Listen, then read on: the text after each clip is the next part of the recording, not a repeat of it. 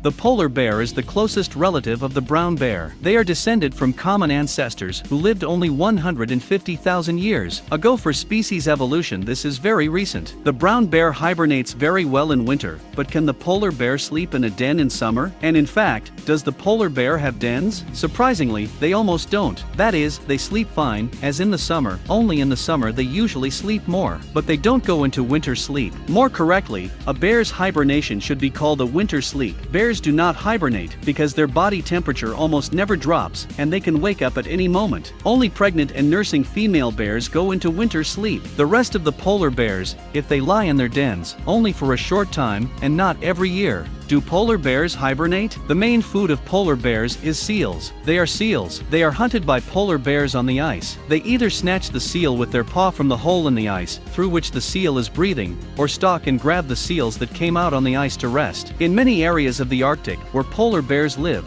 the ice melts almost completely by the end of summer. They can no longer hunt seals. On land, most Arctic animals are able to escape from the polar bear, and in the sea to swim away from it. It is good if they manage to find a carcass of a dead whale or a walrus on the shore. But if not, then in late summer and autumn bears sometimes starve for several months. So in winter they don't sleep, but start hunting again as soon as the ice appears. But females have nowhere to go. They have to lie down in their dens. Because polar bear cubs, like other bears, are born small, their weight is less than 1 kilogram, and blind, they are covered only with short hair. Usually females make a den on the shore, sometimes 50 kilometers from the seashore. As a rule, she makes her den in a snow dune, but if there is little snow, she may dig a hole in the frozen ground. The female lies in the den just when the ice melts, and it becomes difficult to hunt. The cubs are usually born in November and January and stay in the den until February-March. Before she gives birth to the cubs, the bear does mostly sleep, but she wakes up during the birth and has to sleep less afterwards. But she is still in a state of winter sleep until she leaves the den.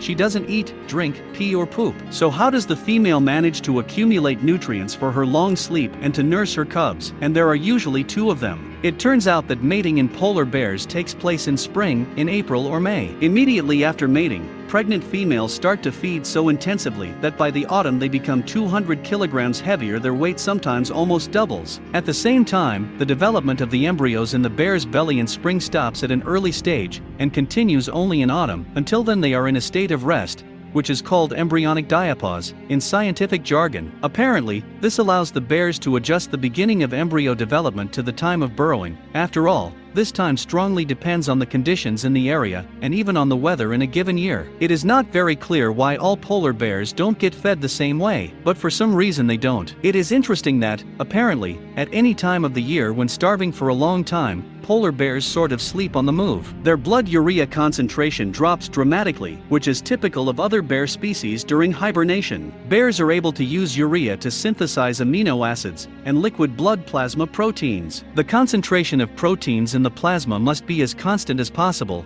otherwise there are various problems with fluid transport and metabolism in the body. In addition, the lower the urea content, the less it needs to be excreted with urine, which means less to drink. Although water in the form of snow is usually readily available in the Arctic, it is not energetically profitable to drink, or rather eat it. A lot of energy is lost for its warming. If the brown bear's urea concentration decreases, he becomes lethargic, no longer wants to eat and falls asleep. But the polar bear, if there is food, starts eating again and raises the urea concentration to normal levels. It is interesting that during the period of winter sleep, the polar bear somehow manages to lose almost no bone and muscle mass. Usually in humans and other animals, their mass decreases sharply during prolonged immobility.